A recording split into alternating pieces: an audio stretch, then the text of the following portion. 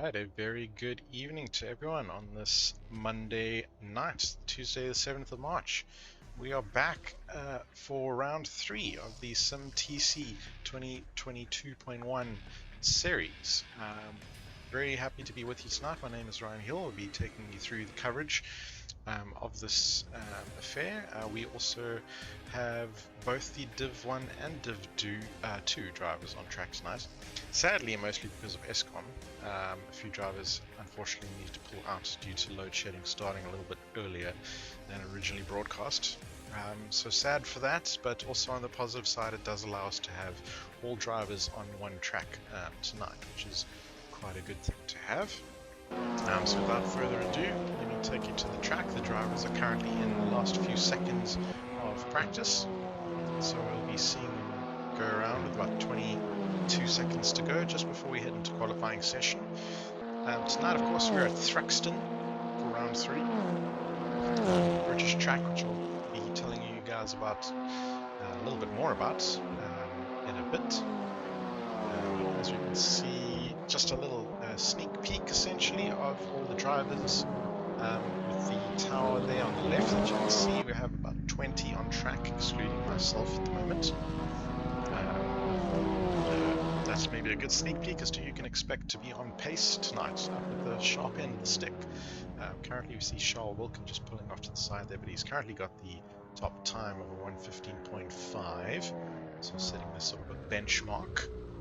We'll see how those times compared as well to the HLQ, or the hot lap qualifying, earlier this week. I'm expecting the times tonight to be a little bit quicker than what they were in HLQ, mostly because of the colder temperatures for race day. In fact, we can have a look at that now quickly in the intermission, just while drivers are gassing over.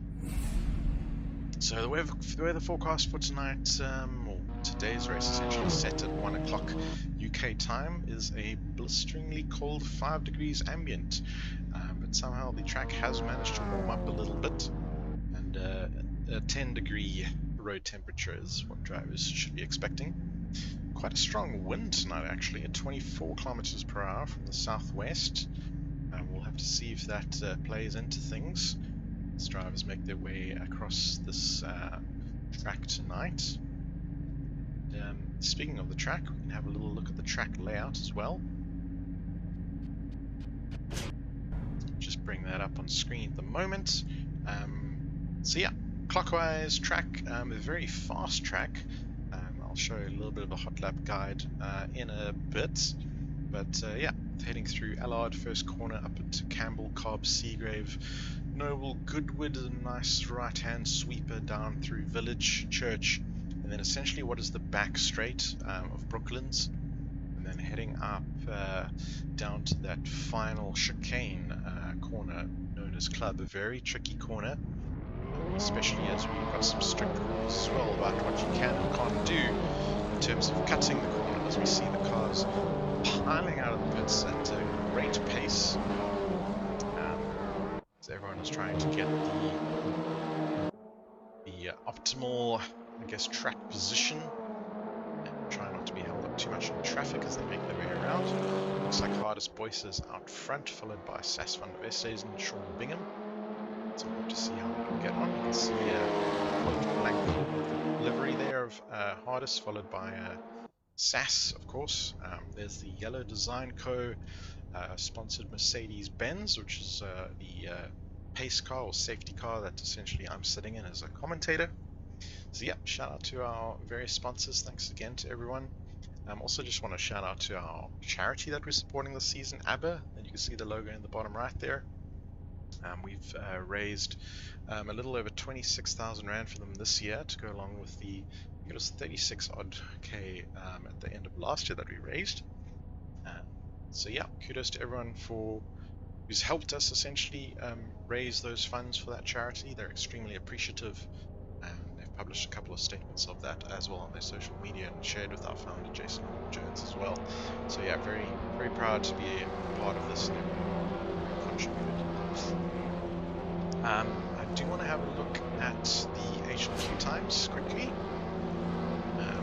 Remember we saw Charles Wilkin at the top end there, but HRQ times are a little bit quicker than that. So we're seeing 114s, 114.5, 114.6s, just down the field there essentially. So yeah, we'll have to keep an eye on what the guys are doing. We can also have a very quick look at the championship standings. We're in round 3 now, so this is the standings as of the end of round 2. See Philip Minnaar topping the charts with the 1 race win under the bag, followed by Charles Wilkin, and then Nick Hodson also with a race win under the bag. So yeah, very close knit all the way down there. You can see up to about 14th, 15th, sorry, before it gets cut off on the screen, of course. But it's all to play for tonight, especially with a few drivers being out. Philip Minnaar, for example, who's topping the charts, is not able to make it tonight. Now we do have a drop round in the series. You know, there's 6 rounds in the championship season. We'll be taking the top 5 best results at the end of that season, so it's not all doom and gloom. If you do miss a race or you miss one tonight due to load shedding, for argument's sake, it's really not the end of the world. So yeah, still need to play for tonight. 12 minutes of quali left. We see Charles Wilkin just make his way to the top currently with 115.573, and James Leach with 115.77. Sweet. Sass is currently in 3rd with 115.8. See as they contend with traffic, you can see the little track map I have up on screen on the right hand side there. Just how densely populated that top section and the first couple of sectors are. It would probably be wise if drivers try and space themselves out over the circuit just to ensure they get the best lap time. Of course, all these tools are available to drivers, so yep, if anyone watches this after the fact, yeah, definitely recommend getting that track map, for example. You can use it essentially to figure out when is the best opportunity for you to leave the pits and start your hard lap. You can see Sass currently we're following here has just gone purple sector and sector 2.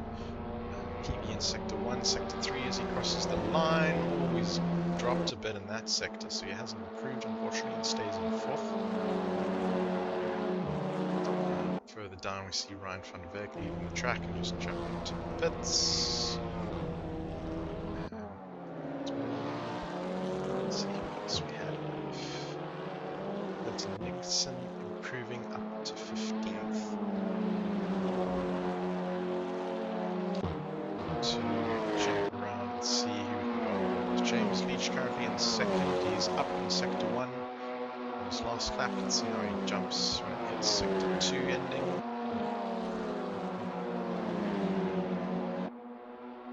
Oh, a little bit of a sideways flick there. That's going to let off quite a bit of speed as we immediately see his delta drop into sector 2 there, unfortunately. So I don't think he's going to be able to improve this lap, unfortunately, after that mistake. Hop down to Sean Bingham. He, unfortunately, is looking to make an improvement either on his personal best, at least. A lot of traffic coming up there. I believe that's Sass.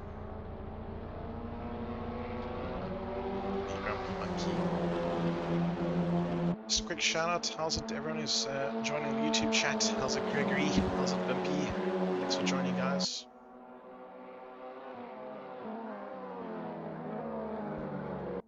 Hardest Boyce out on track, just looking to set a lap still off as he goes off track. That lap is going to have to be restarted essentially for him. Unfortunately, a big runoff area, no walls in that area to hit into. One thing that I can do quickly for you guys is to roll a hot lap guide. So I've borrowed this from a BTCC quick fit video essentially. So you'll see a Honda Civic essentially going around, but it'll give you a good idea of what the track looks like and what drivers can expect to be going through, because they're very similar paced cars essentially. So let's roll that.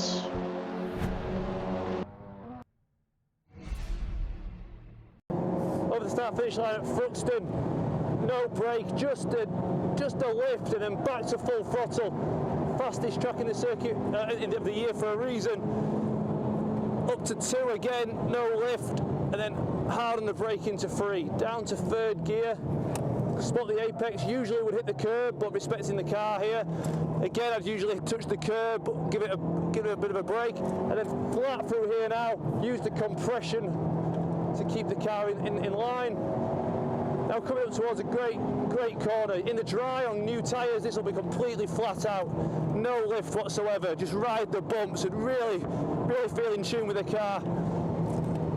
Next we have a dab of brake, and then we just throw it in. 5th gear, hard on the throttle on the way out. Using as much of the motor as we've got under us. It's a great feeling on new tyres, this circuit. Up to church, take a deep breath. Separate the men from the boys a little bit, a dab of the brake, send it in full throttle, and hope that you don't run out of road on the exit. Incredible corner.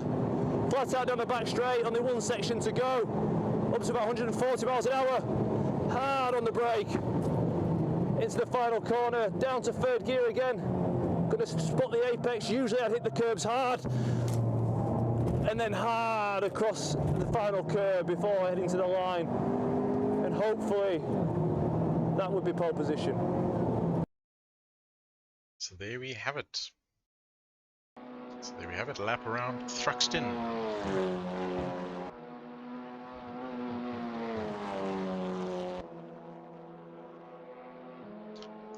Of course, just a little bit more about the cars we're using tonight. So the Audi Sport TT Cup, essentially a one-make supercar racing series introduced by Audi in Germany way back in 2015.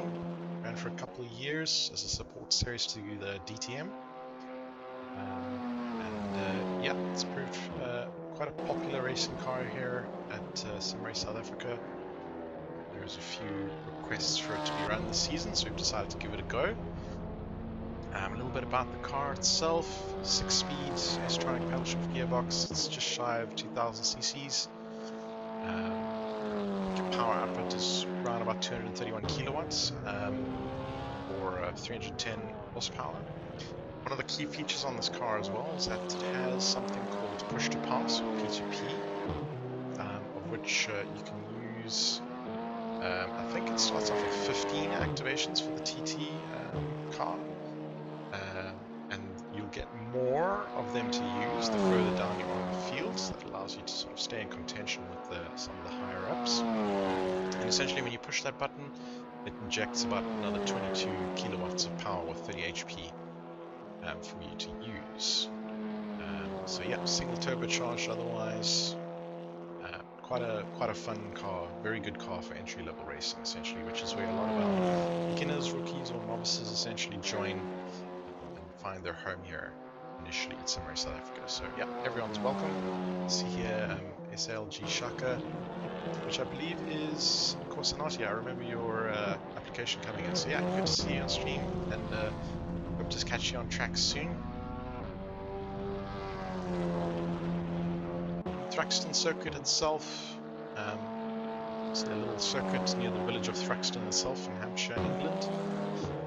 It's hosted events such as the BTCC, obviously that outlap guide that you've just seen. It's also hosted Formula 3 racing. It's often referred to as the fastest circuit in the UK. Drivers can reach speeds of about 300 kilometers per hour, and it's earned the reputation of being a true driver's track. In fact, famously, to illustrate this, Damon Hill drove his Williams Formula 1 car around the circuit at an average speed of just under 240 kilometers per hour, just to prove that point, which is an astonishing average lap speed. So yeah, a little bit about the race format. We've got about 4 minutes of quali left. The race itself is going to be a timed race, 60 minutes, 1 hour. There is one mandatory pit stop for the drivers as well. There is a pit window that they have to conduct that pit stop in to essentially clear the mandatory pit stop. The window opens 10 minutes into the race and closes 10 minutes before the end of the race. So opens at 10, closes at 50. And essentially you need to fill up with at least 1 liter of fuel or change the tires, or both. So essentially you have to do some sort of action in the pits and then you'll clear that pit stop. So it'll be interesting to see what strategy guys put out today there. There's different tire compounds as well in use. James Leach who's currently got pole position with a 115.33, is out on the hard tyres, I can tell you that much. And Charles Wilkin, who's a 115.39, so very close behind, is on medium tyres at the moment. As is Sean Bingham, currently in third place with a 115.58. As I skim down the field, there's a lot of different, I'd say, variety, I guess, of tyre compounds as well. So I'm quickly going to flick my tower, and you can see the little H's or M's down the tyre, and you can the tower rather, and you can see what drivers are currently using. P obviously just means that they're in the pits, so it's not applicable as they might be changing things around.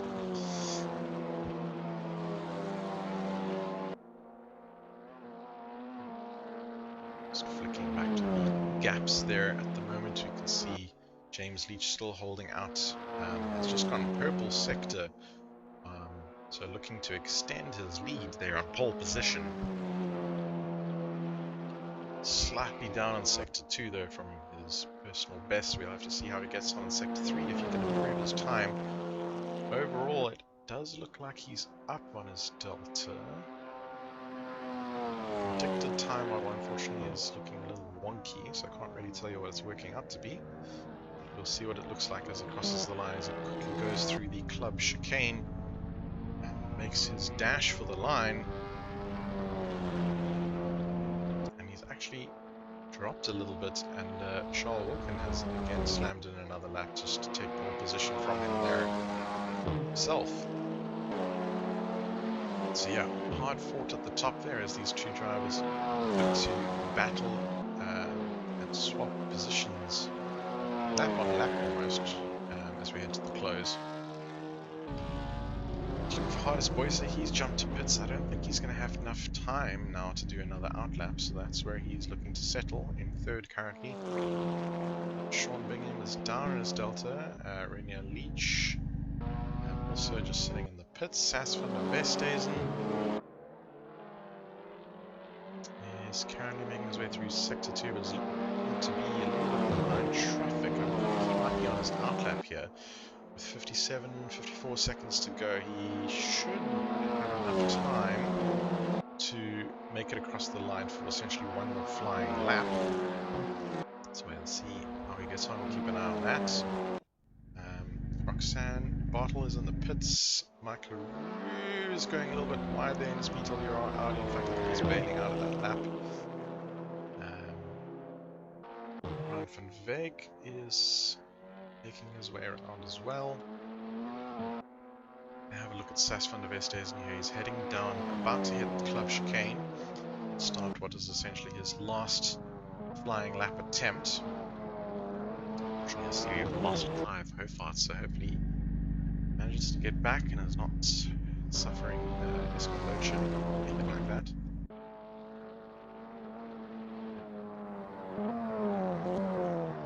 So the brakes glowing super hot from Sass, he decides to call it there actually. James Leach still on flying lap. He's up on his delta at the moment, 0.28 in the first sector at least. He's got a personal best.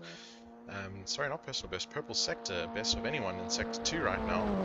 It looks a little wide there. I wonder if he's invalidated that lap. So he looks to be down on his delta now at the moment, so I think it was an actual mistake. Just trying to push and extract the most out of the car in the dying seconds. And yeah, it does look like he's lost some time there in the final chicanes as he looks to thunder across the line, and yeah, hasn't improved there any further. I do think that is the end of qualifying. We're going to have a quick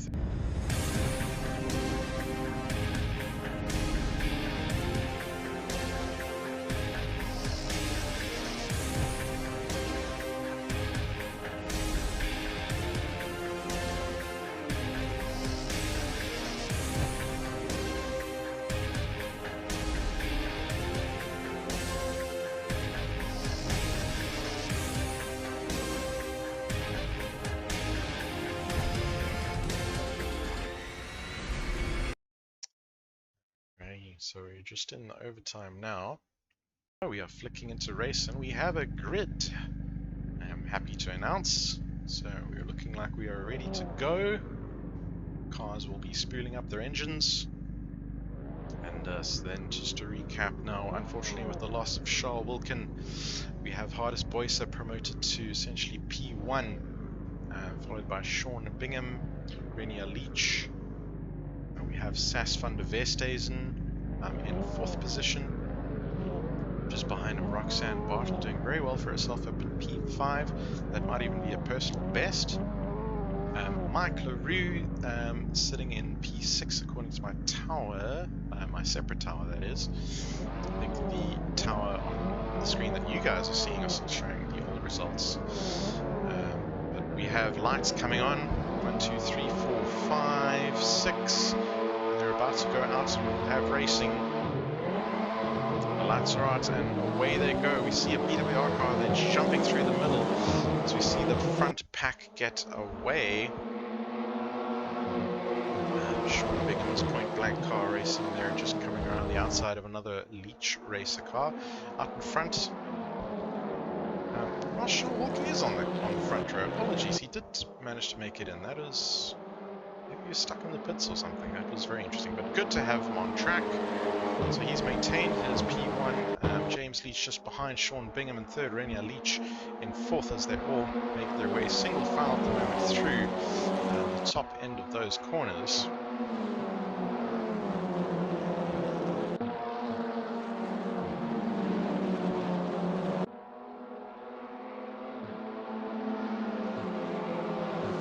So they'll find their way snaking around the track now.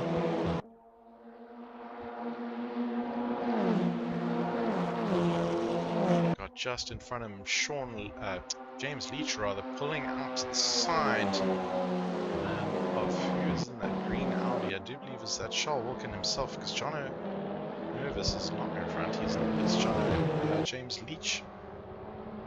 As they hammer their way through the club chicane, and oh, there's someone going off in the background. They're spinning. I do believe it's Sean Bingham, who's had a little bit of contact as we see him clattering down the tower. That is dreadfully unfortunate for him. We'll try and see if he waits for the cars to go by so he can safely rejoin the track. They're very well behaved, and he will essentially be looking to recovery drive now. Not quite at the back end of the pack, but we do. Yassine Manuel managed to make his way past as well. And unfortunately, the bonnet there, you can see how much it's lifted, just taking on that damage after clattering into the wall. Sas van der Westhuizen, I see moving down the pack as well. Oh, he's actually just had a DNF. I'm not sure what happened to Sas there, but that is also unfortunate for him. It seems like he's disconnected.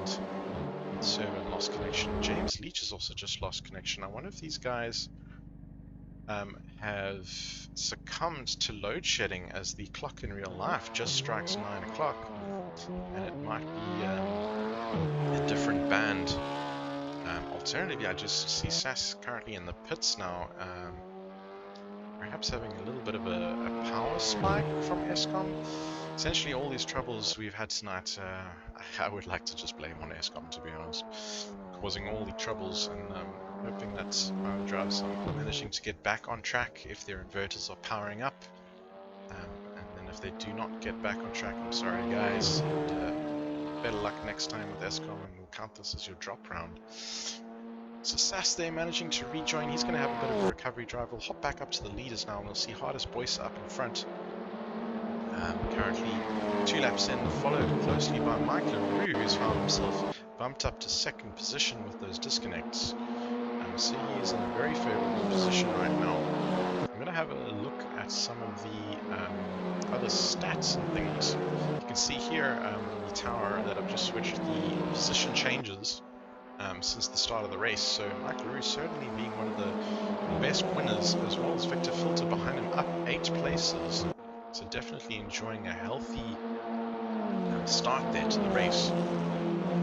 Pit stops, we can see here who's obviously had a stop or not. Sas, I think, won't stop being counting into that disconnect, of course. Tire age is all over there, so we'll keep an eye on that as the drivers go by. Otherwise, we'll put it back in the gap mode and look for who currently has the closest gap on track. As we see all the purple sectors get clocked in. We see hard move out there, just on the back of Mike LaRue. I think looking towards, rather on the back of Victor Filter. I might be able to go on board with him now and just see if we can look at the, just flick through the cameras here. We can potentially find a rear view camera. There we go. Looking on board with Mike LaRue, looking back towards Victor Filter's orange and white Audi TT there as he comes enticingly close around the back of essentially Goodwood Corner now, sweeping around the village, heading down into Church Bend that they're going through right now, and then onto Brooklands, that back straight where they'll really open taps. Oh, you see Victor running a little bit wide. He looks to edge ever so closer and try and find a way around Mike LaRue. Going to hop back to the TV camera view and see, is he going to make a move into the club chicane? Surely not. This is risky territory. It looks like they're just hopping ever so sideways, but just ramping those curves and upsetting the car. Managing to keep it all in one piece as they flick through to start their fourth lap. Continue going around. A little bit further down the field, we've just seen Yassine Manuel make a pass on Simon McKeer, just behind him. As he makes his way through the chicane. That does look like a Grumpy Monkey car with sporting a lot of damage. It does look like it was Sas van der Westhuizen, who's... I guess it was a different Grumpy Monkey livery. Maybe that bonnet wasn't looking as bad as I thought it was on first glance. But yep, Sas still essentially looking to make his recovery drive now up from P17. But it's quite a far way down, but knowing how clean and consistent Sas is, he can potentially make up some good ground here, capitalizing on other drivers' mistakes, or perhaps just with his pit stop strategy. I do know that he runs an application called Second Monitor, which allows him to give or gain a lot of insight into not only what his own car is doing, but what his competitors are doing as well, giving tips and tricks, you know, how many push-to-pass activations someone may have remaining, all that sort of thing, which is very interesting indeed. Speaking of push-to-pass activations, we should have them available to us. Trying to see why they're not currently appearing on my screen, but we can see them on the side windows of the cars as I flick to them. So you can see Sas van der Westhuizen, for example, has a number 15, as we see it over there. So 15 activations remaining of his push-to-pass scores, essentially, the number of activations he can do.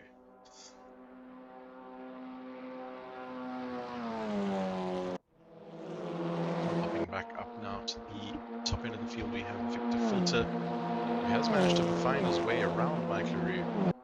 So we'll keep an eye on these guys. I'm sure Mike LaRue is desperate to pick his battle, pick his timing rather, when he chooses to make a move, as he can get closer.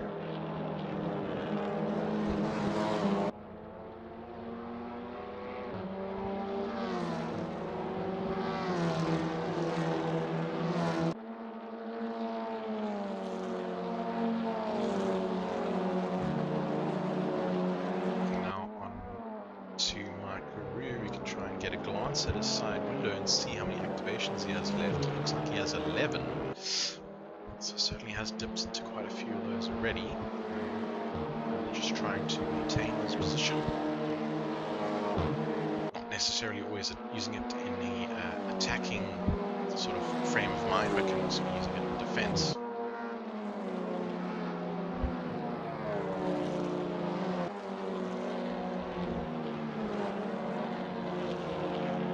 Simon doing very nicely for himself, currently in 4th.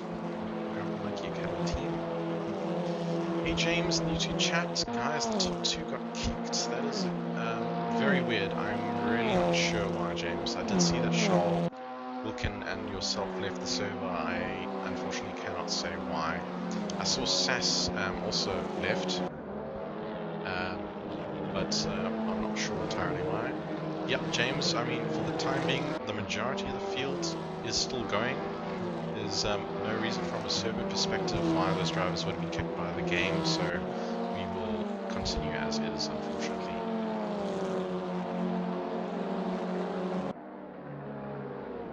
Hilton Nicholson making his way past. You see, Manuel, they've actually just come together. Fortunately, that's probably going to be an incident that will make its way to the stewards. We do see another car waiting off track.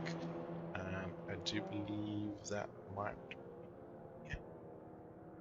see Manuel himself, so I think he feels that he is at fault there and is just waiting for Hilton to recover on track, hopefully safely as he rejoin Hilton, and then you'll see him make his way back on track. So abiding by the gentleman's rule there. Congrats, thanks for that, Yassine.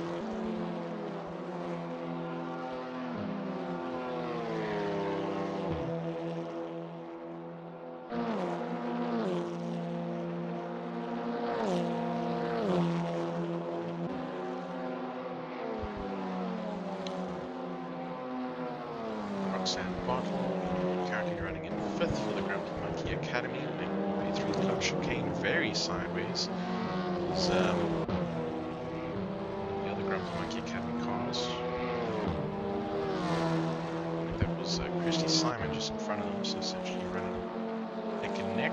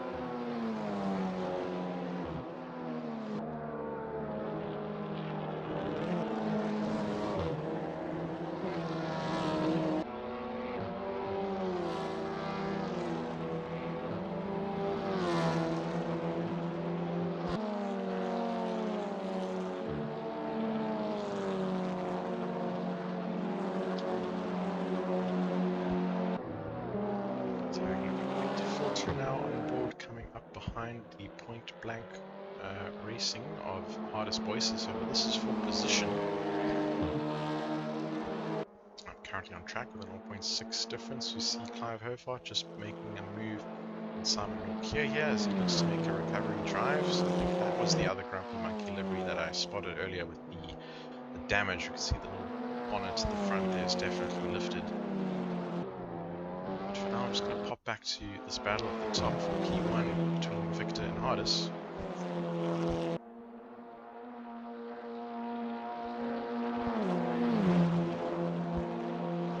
Patrick Lingley just banging his best lap of the race.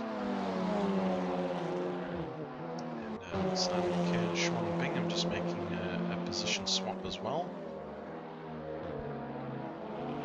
That gap at the top there is closing. It was 0.6, it's now down to 0.4, 0.3. We'll see if he's going to try and make any moves through T1 here as the sparks fly as they go around that bend.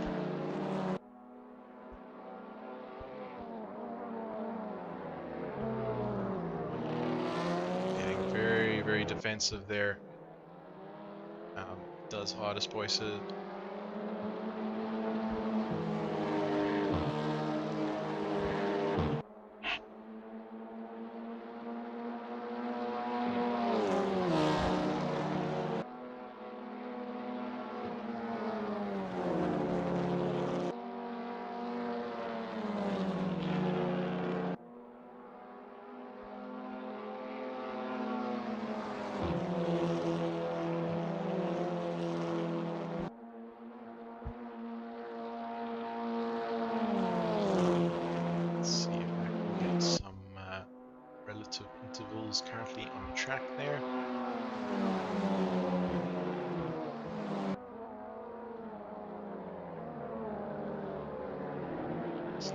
boys, sparks flying as they come through the club chicane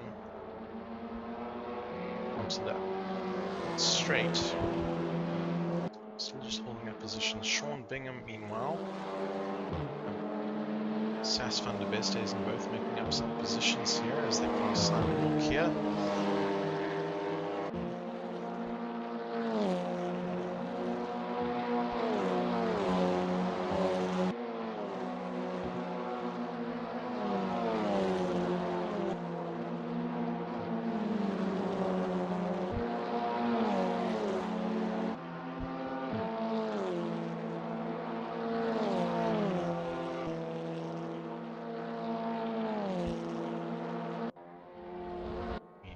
At the top here, all his hardest boys are going farming. Not entirely sure what happened there, but has he disconnected from the server? I think that might actually be lag related. He has gone off into the distance, unfortunately, and I believe he has lost connection to the server. It's very possible that he's lost power over there as well. Unfortunately, Escom seems to be wreaking havoc on some drivers. Tonight we're on board with Mike LaRue now, who's in P2. So we saw someone else parked off the side of the track there in the club chicane. And now Victor Filter still up in front is enjoying a gap of about 1.5 seconds, just under, to Mike LaRue in second.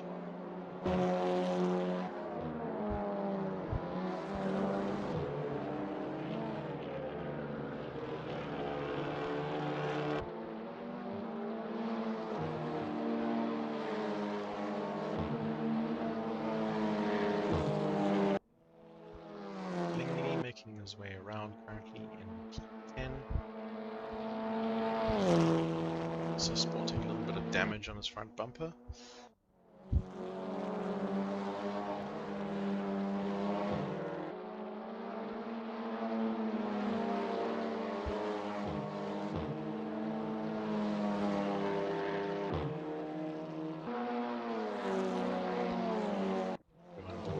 Sas van der Bestezen, who's 1.7 seconds behind Sean Bingham. Point blank racing car ahead of him. Sas, that is. We'll see if we can make up a position as Sas continues his recovery drive.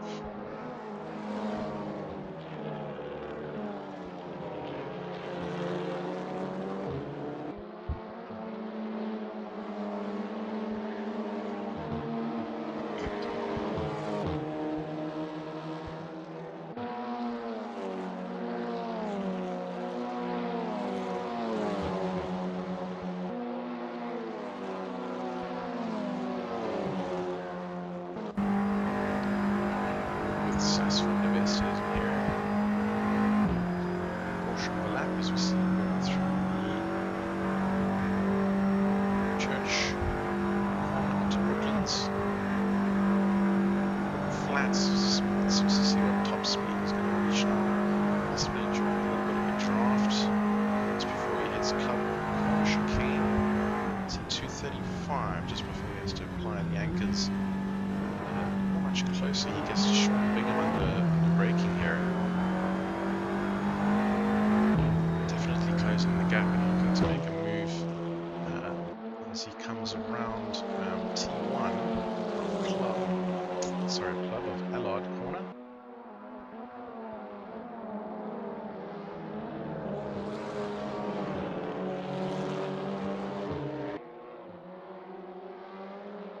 Definitely hitting a lot of traffic. We see Mike McGeer and Roxanne Barton swap positions. It does look like Roxanne has had a messy rejoin there, but went off track for some reason, which was the reason for the pass. Sean Bingham's, this is in the collection of cars. They're almost 3 wide there as they're making their way around that top corner. And looking to come up to some traffic as well. Traffic, that's Patrick Lingley up ahead. Sorry, just looking back at the 3 drivers of Sean Bingham, Klaarhofer and Sas van der Bestezen all racing in position. You can see they're swapping around in the tower essentially, but they're just side by side really. Stay with this battle for the time being, closest on track.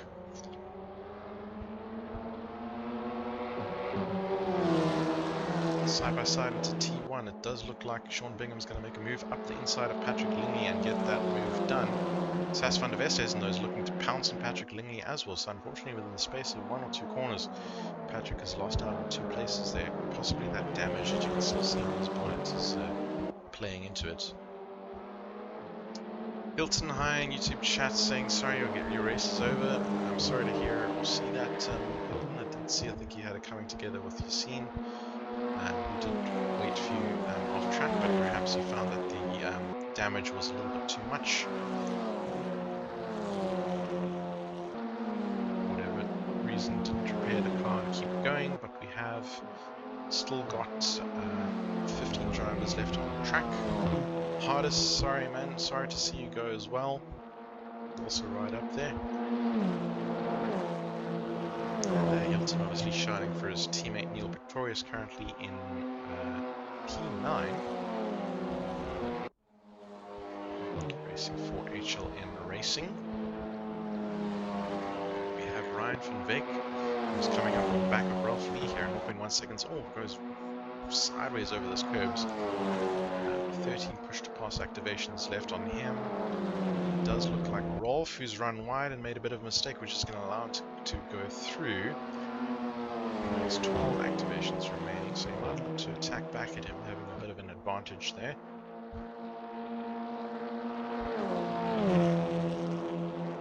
I'll quickly hop up to the top of Mike LaRue, is just half a second behind Victor Filter here. And Mike obviously famous multicolored BWR livery. Johnny Mervis, how's it? Another driver unfortunately succumbed to the issues experienced tonight, unfortunately. Sorry to see that, guys.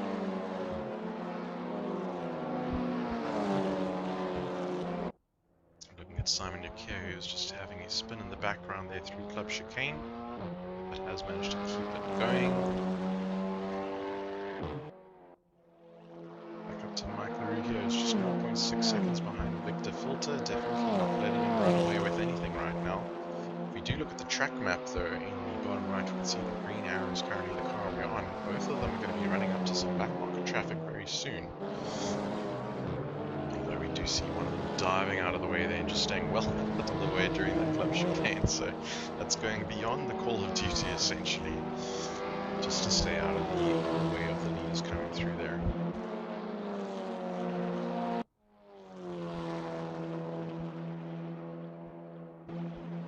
So 37 minutes left in this race, with the pit lane still open for another 27. See cars, I haven't seen any car come in yet for their pit stop. So that'll be an interesting one to keep an eye on.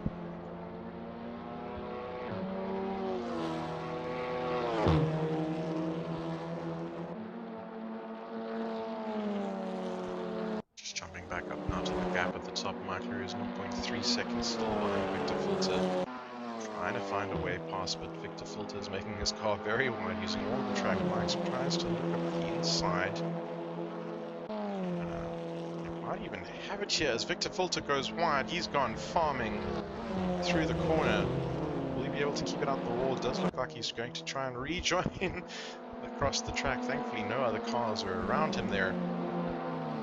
But, yeah, then has promoted Mike LaRue up into first position. Christy Simon just slotting in there up to P2 as Victor Filter makes his way back onto the track. Still in P3, still in podium contention as we see Simon out the wall there. That was a red and white car, which may have been... No, I don't think it was Nick Victorious. I think it may have been Yassine Manuel who has just left the server, unfortunately, so that was race-ending collision for him.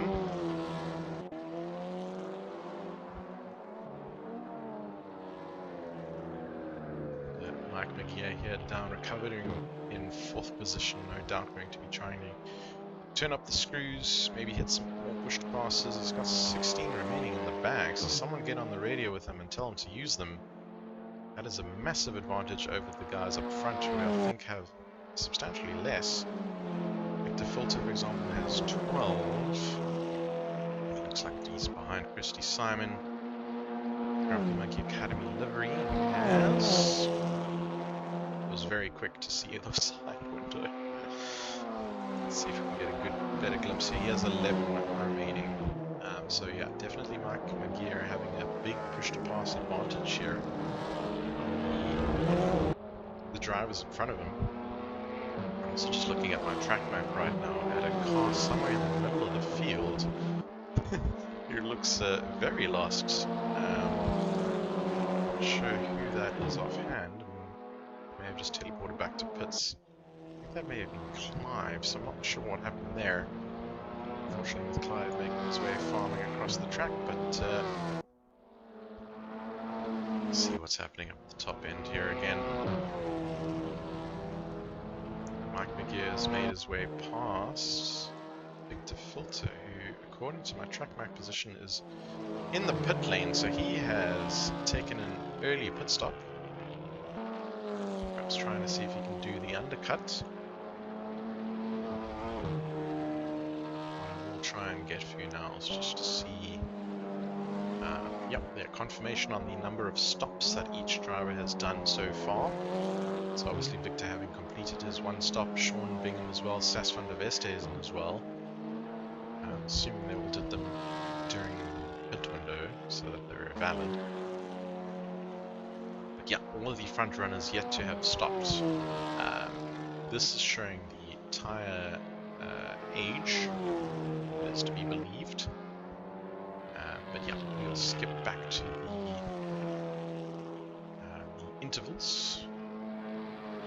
Try and spot some of the close battles on track. I think still Christy Simon now in P2, just a second behind Mike LaRue. They're looking to close in on each other. Roxanne Bartle in P5 is just behind Mark Guy, who looks to be in the Bread livery, I think. Holson Bread. Holson Motorsports, that is. Some very nice liveries across all of our championship series. Sass as well, 0.9 seconds behind Sean Bingham here, so still trying to continue his charge up the way.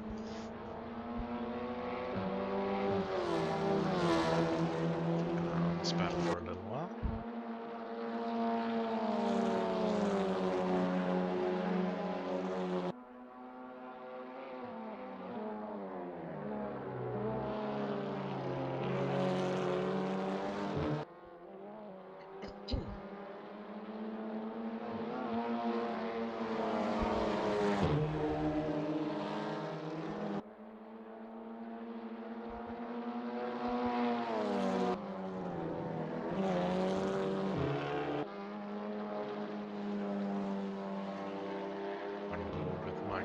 Looking just behind him, Christy Simon, Grumpy Monkey Academy, white and grey livery car.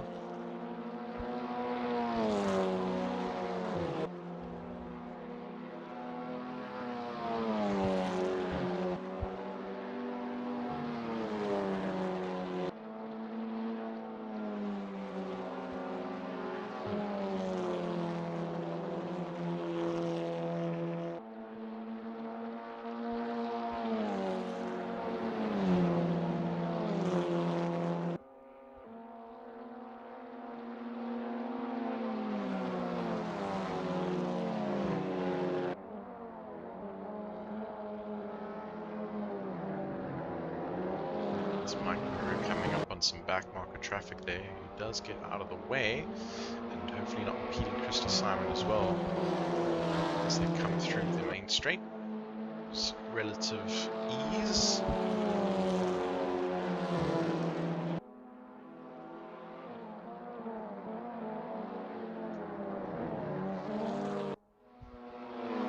Next closest battle down the track, still with Sas van der Westhuizen trying to make up a position to Sean Bingham, as we see Mike McGear just drop a position, but I think it's because he's in the pit lane.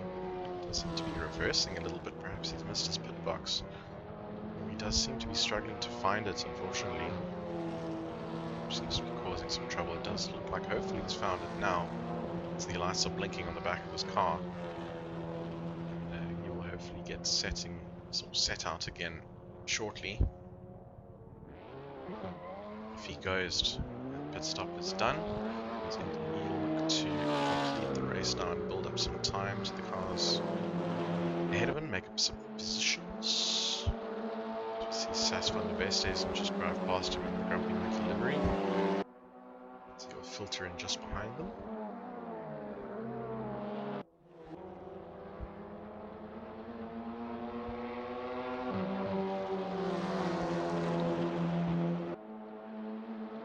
Still Christy Simon keeping my curious BWR Audi just in front of him.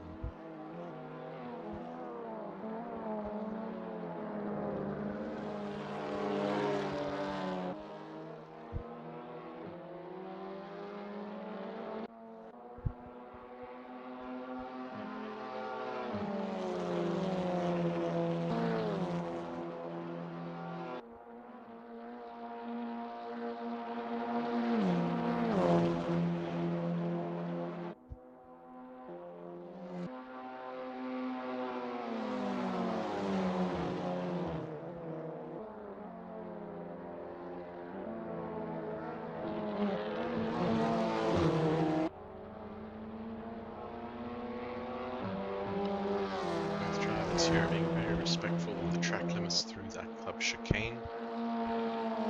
Cutting excessively. Still just maintaining that gap, so Sean Bingham's doing very well under pressure here from Sass behind. Brakes going hot as they go through that corner. Just having a little bit look down the field. So we have Clive Hofart currently in P14.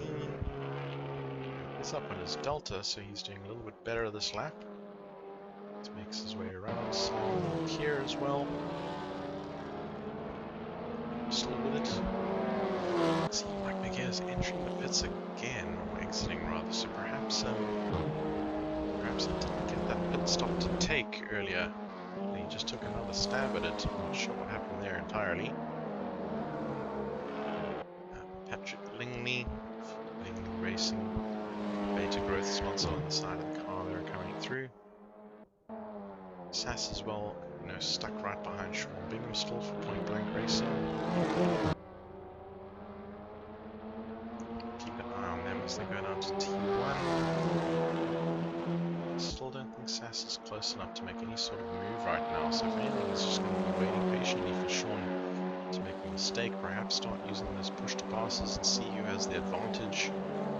Sean with about 12 remaining. Sass to get a good look at his side window with 14, so it's a bit of an advantage there for 2 extra. We'll have to see if he employs them at any particular stage. The filter, meanwhile, also trying to make his way back up to the top 5, at least I'd say, where he was earlier. Back of Neil Pretorius right now.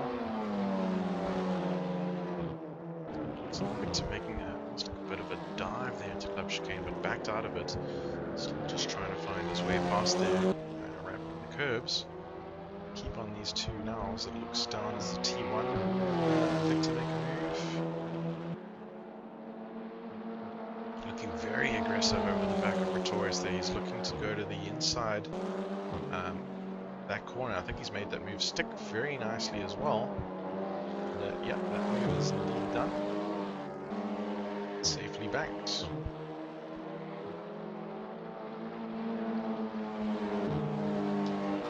Off the field now, we've got Ralph Lee. Looks to be coming up on the back of not Ryan Beck. Just another green Audi, I believe, is a back marker, so we may see, yep, that car indeed. Looking to get out of the way, yep, safely. Let Ralph Lee through. Roxanne Bartlett, meanwhile, up in 4th, still doing pretty well. Only 2.5 seconds behind a podium position if she manages to keep pushing. Though we do still need to see the top few cars coming for their pit stops. We'll have a look at them again in a sec. Mark guy currently in P3. Christy Simon. It's just half a second behind Mike Carew. Grumpy Monkey livery car behind them. Which is not Sass from Verstappen. But he's battling Sean Bingham. Sparks flying.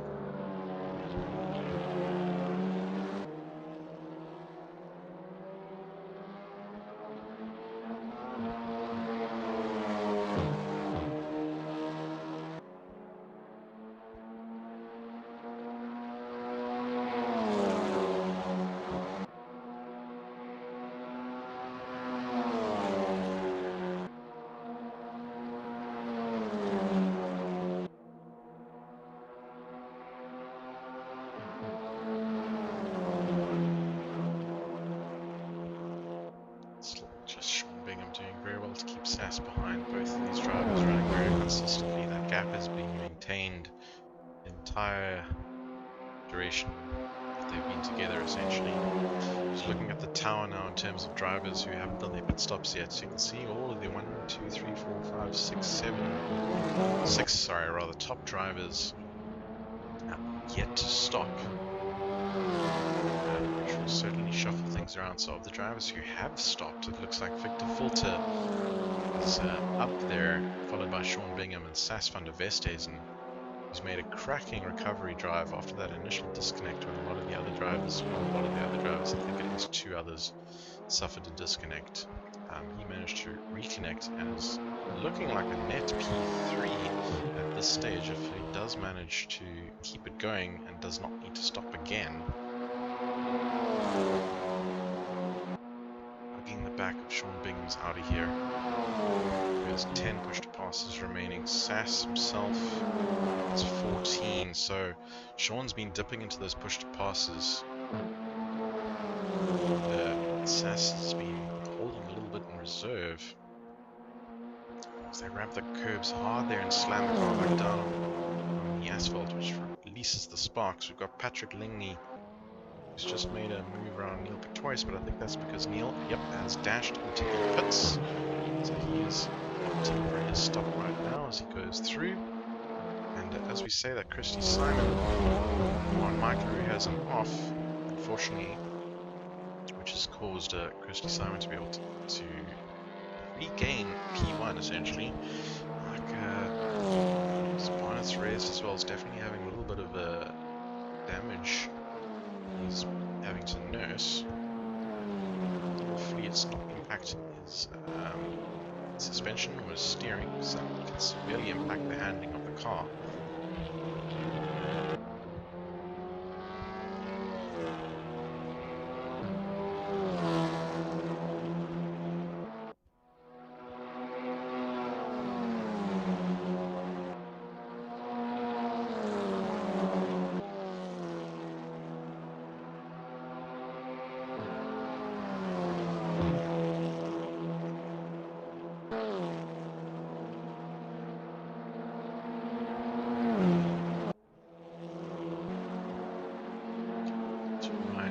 Here for Holson Motorsports, just over a second behind Roxanne Bolt.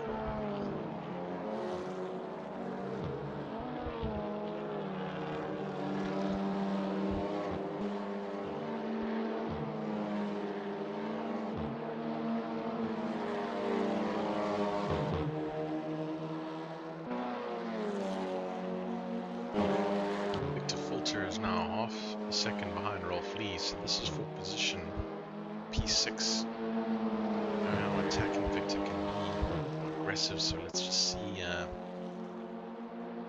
He finds his way past. They're already going side by side. Oh, that is a very wide line as Victor. It's a little too aggressive there, as I say, and unfortunately that mistake is going to cause him to lose sometimes for Rolf Lee. But he'll slot back in and make his way back up, I'm sure. Unfortunately, I think we did just see Simon here disconnect from the service, so I think he's thrown in the towel. Next time, Simon.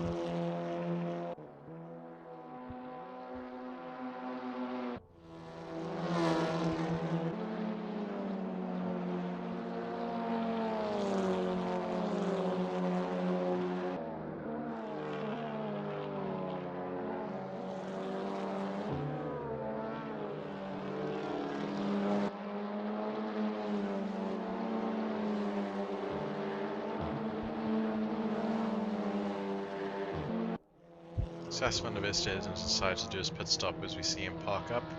We also see that's Patrick Lingley leaving the pits. This is a very quick pit stop for Sass as well. Very much a splash and dash as he gets going again. Patrick Lingley as well behind, essentially in front of him, but I think behind position-wise. We'll have a look at the stops again just to remind ourselves of the summary. So that means it's still Christy Simon, Mike LaRue, Mark Guy, Roxanne Bartle, and Ryan van Wyk and Rolf Lee have all yet to stop, which means of the drivers that have stopped, we've got Sean Bingham, Sass. Obviously that second stop, the first just being his disconnect, so that obviously didn't count or was outside of that pit stop window, so necessitating he stop again, but he's still looking pretty good for the drivers that have yet to stop to finish in a podium position. Mike McGear followed then behind also with the second stop, so he should be definitely clear. Neil Pretorius reporting that he's done a stop as well in P11, so he should also improve well with some of the top runners that have yet to pit.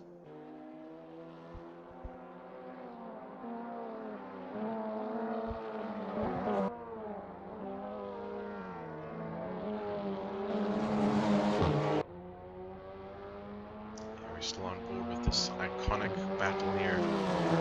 Sass, actually this is on the back of Patrick Lingley, it looks like. So they look to go side by side. As indeed Patrick Lingley is running in 12th. So it's a little bit of a blue flag situation, but there's all coming together and Sass manages to make his way past. In P9. Carry on his merry charge on the way back up to the front of the pack.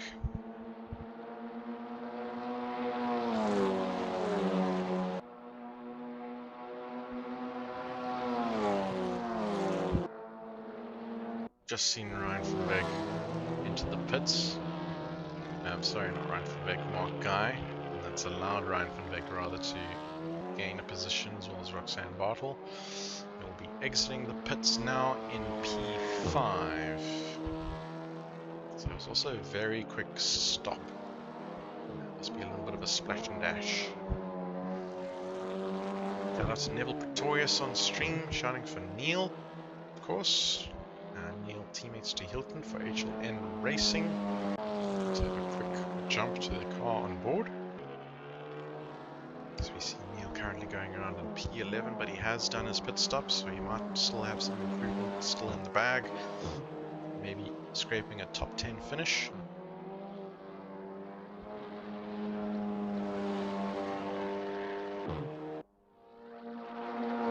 We've got a call out of Mike McGear and Neil battling at the moment.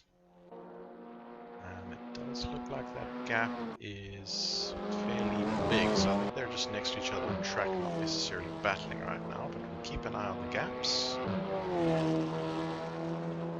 Mike McGear was running very strong up in the front, and then it looks like he struggled with his pit stop, his first initial pit stop attempt, and it looks like he needed to come in for a second pit stop for some reason.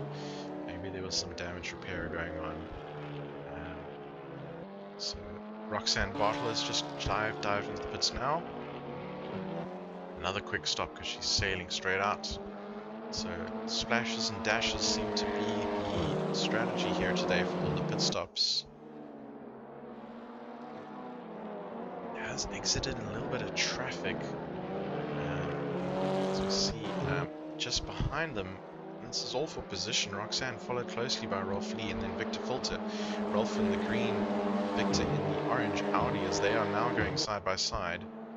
I think Victor may have even had the pass made. No, not quite. He's lots behind still. So this is quite a close battle that's suddenly developed on track just following all those pit stops. Victor going wide again. We're having a little look around the outside.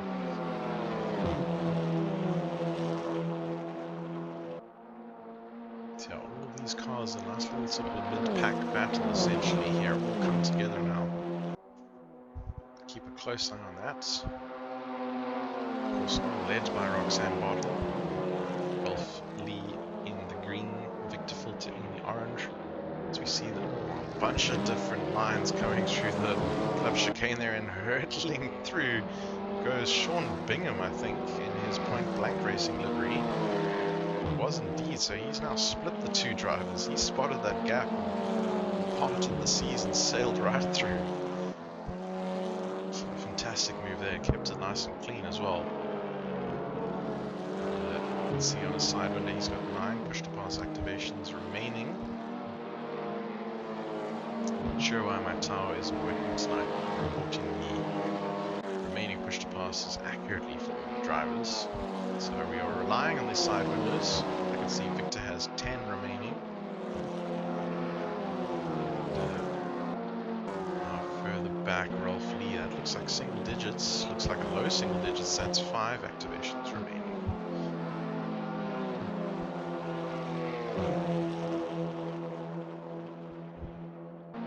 Unfortunately, just mentioning that someone was suffering some bad ping and resulted in an unfortunate collision. I think what we have seen in the past when there is load shedding about, that some drivers' internet connection starts suffering heavily, which can result in perhaps even dropping completely from the server.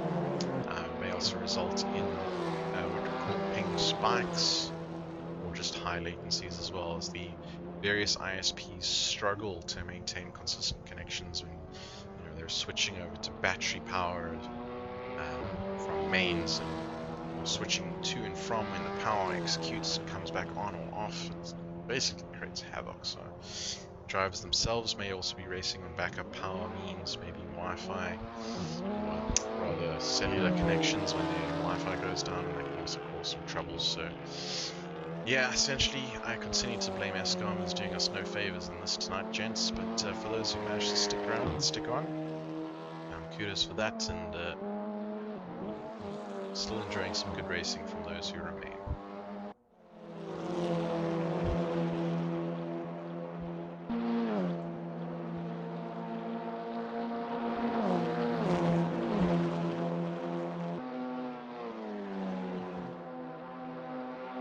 Still this battle for 5th, 6th, and 7th, keeping very close. Looks like Victor Filth is edging even closer to Roxanne Bartle at the moment. So they'll make their way through the club chicane.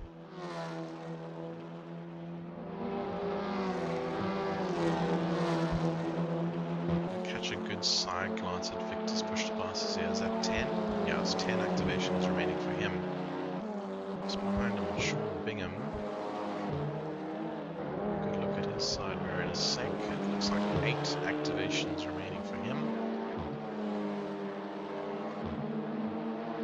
Between all of this, Roxanne Barton keeping a cool head with 13 push to pass activations remaining, so a lot left in the bag for her. Looking pretty comfy in P5 for the time being.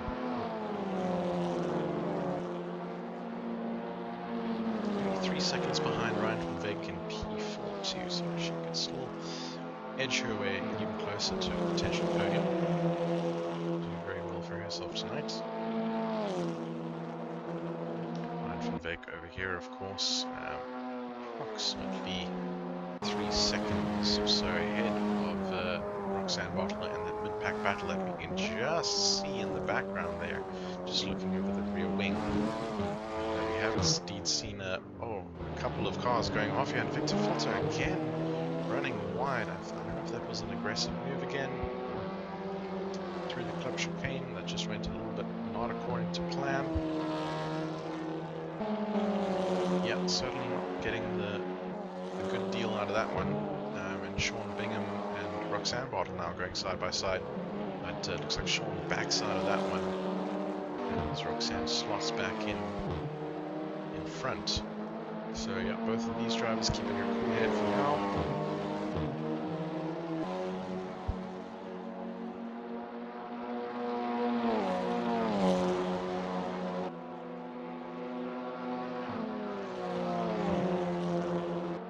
This is the closest battle on track at the moment between Sean Bingham and Roxanne Bartle. Next closest battle I think we have on track is between a little bit further up, that Ryan van Veek that we were looking at earlier, and Mark Guy. Both of them in the Holson Motorsports livery right now. We've got an issue. We've got Christy Simon who's running very slowly and who's somehow had an incident. Oh, there's a lot of damage on that front end of that car. There's a few cars are going wide now. Not sure what the issue is here, but there's definitely been a major incident in that windscreen as well. You can see how shattered that is. So clearly some catastrophic incident happened there for Christie, and it's bumped him down, and Mike Leroux has retaken the lead of this race.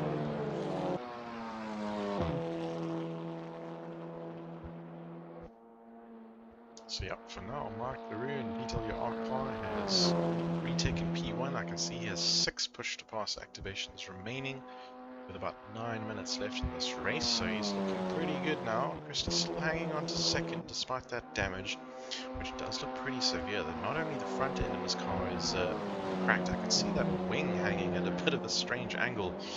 You'll probably see that if we look at the back. Yes, look how wrecked this car is. Front windscreen bashed, rear windscreen bashed, the wing is trashed. No doubt he's probably got some suspension damage going on as well. So certainly been in the wars, and can he hang on to bring it home with just 9 minutes remaining? Meanwhile, Sean Bingham is trying to get up the inside of Roxanne Bartle there, but unfortunately that didn't quite work out, and he recovers in front. Sorry, just behind Victor Filter, who I was going to say has just gone in front now of Sean Bingham, so that three-way battle continues. We're essentially P5.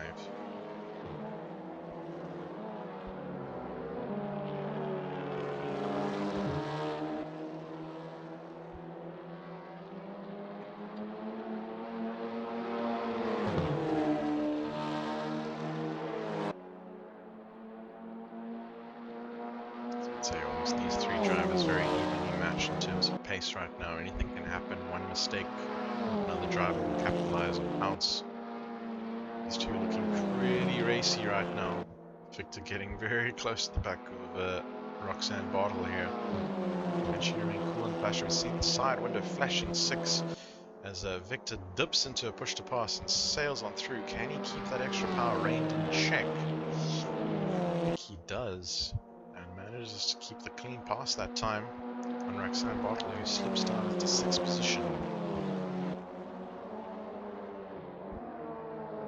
What we do know is that Victor now only has 6 push-to-pass activations remaining.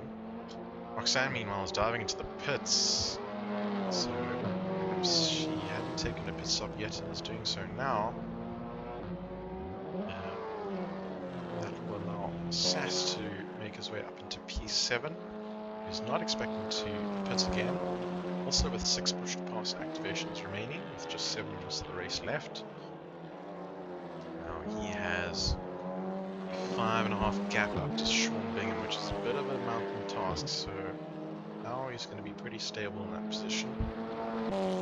Look towards the 2 Holson Motorsports team here, dicing neck and neck here for P3 and P4. Will there be any team orders, or will be it a fair fight for C? C takes the podium slot, the final podium slot, so to speak.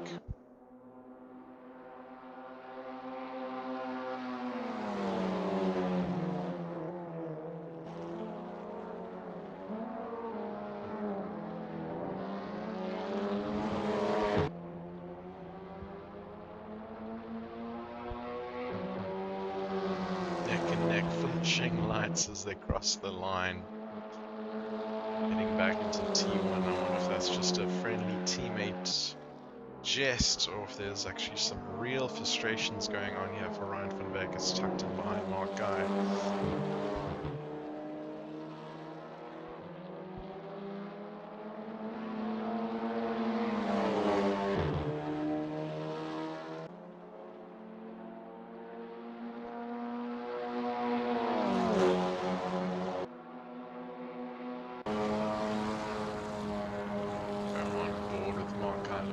Back of his teammate Ryan van Beek right now.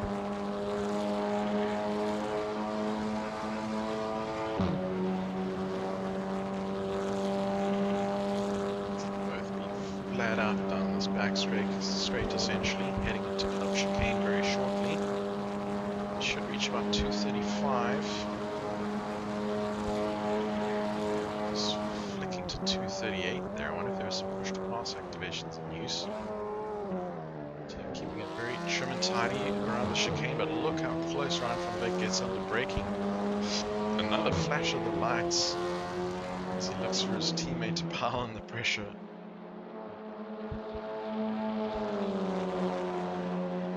Got a couple of questions out in chat for who has and who hasn't pitted. I'll bring that tower up again on the screen. You can see it looks like pretty much the entire field has pitted right now. For the runners who are still in the running, that of course. So yeah, not expecting any more pit stops. If we do, they would certainly be unscheduled. Either for someone who's miscalculated their fuel perhaps, or maybe there's just catastrophic damage that they may need to repair. But with only 4 minutes left in the race, generally you want to be nursing the car home now. Let's see where you are. Speaking of damage, let's have a look at how Christy Simon is getting along. His lap times with all this damage. His last was a 118.1 versus his best lap. He's just managed to slam in a 117.8, but yes, still significantly off his best lap of 116.1 under race conditions. So definitely that damage slowing him down by at least a second, 0.7 or so.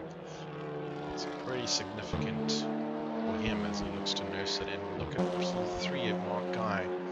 There is a 13-second gap though to Christy Simon, so I don't know if Christy needs to worry too much, especially with these two guys battling it out. P3, you know, they're not going to be taking optimal racing lines and catching up to Christy. Their last lap times were 118 dead, so I think Christy for now, if he manages to nurse it home, is still safe. In that P2, he doesn't seem to have any traffic around him either. So, yep, provided he can keep everything in check, he should still be okay for a silver medal. Meanwhile, Mike Leary out in front. Looks to be no troubles whatsoever for now. He's about to head through the club chicane and start his 44th lap.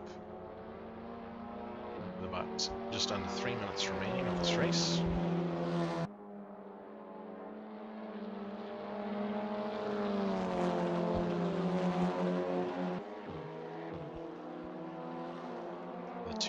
BWR cars here essentially going through in tandem. Mike LaRue and Mike McGear.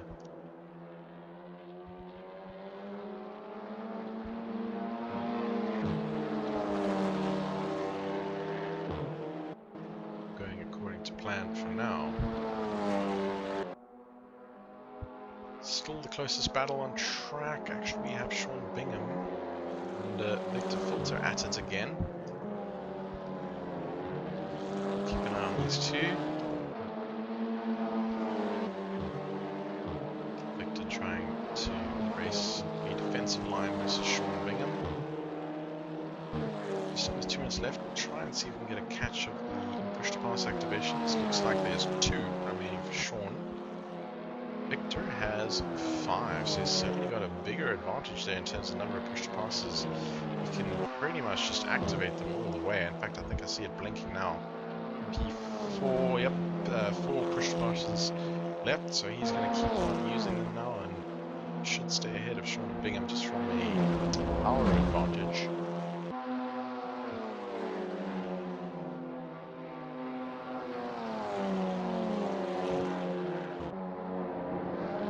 We see the 2 Holson Motorsports blue livery cars just ahead of this pack.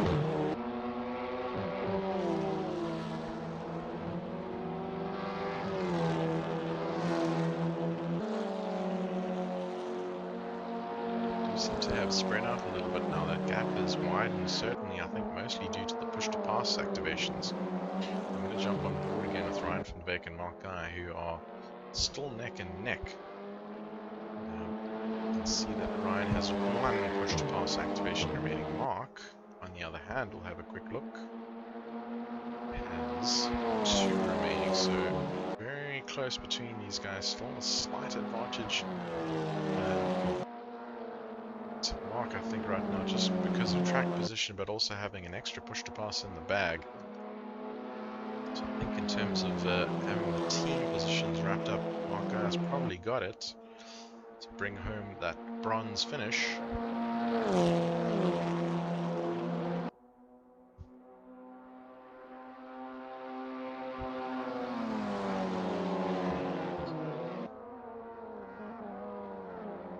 Before the race ends, we'll have a quick look down the field. We've got Clive Hofart in P13 currently. Just also nursing a little bit of damage there, as you can see, but nursing it home. Patrick Lingley in P12. Neil Pretorius still hanging on to a solid P11. Two BWR cars still sailing together. Mike McGear, of course, in P10. Mike LaRue being in P1.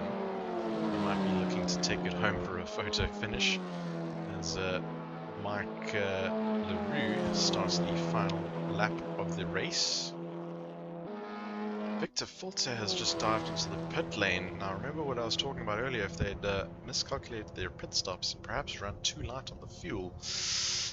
Doesn't really look like a splash and dash, does it? This looks like a long pit stop, so I'm not sure entirely what's gone wrong there, or if he decided he needs to repair that damage.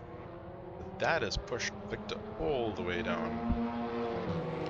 Unfortunately, there we see the two BWR cars come across the line. And that is Mike LaRue, having seen the checkered flag, followed by Christy Simon. Mark Guy takes a massive cut there over the finish line, but essentially wouldn't make any material position as both cars get tagged across the line. Have they even crossed the finish line yet, guys? Mark Guy does manage to scatter across the line, but I think with that collision, which might be at the mercy of the stewards if reported, because it does look like that Sean Bingham may have stolen P3. So I don't know if those Holson Motorsport guys were paying attention to just how close the other cars were behind him, but it looks like it may have been a bit of a mistake that. As we see the rest of the cars coming in for their finish here now. Sass looks like he's come up to P5.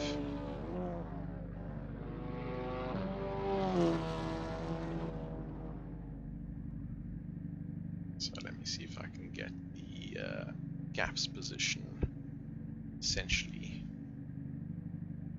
Yep, but that looks like where they will finish for tonight. I'm going to have a quick look and see if there's anyone who's interested in coming around for an interview between Mike LaRue, Christy Simon, or Mark Guy. Or Sean Bingham, rather, who's stolen P3. But otherwise, we'll see in a couple of minutes. Yep, I got a couple of guys in the waiting room. So I'm going to pull them in now. Let's have a quick chat. Cool, I've pulled in Mike LaRue. Congrats, buddy, for winning the race for BWR. How does that feel? I don't know. Good, I guess. Yeah, it's a bit of an unexpected one, but yeah. No, I mean a win is a win, eh?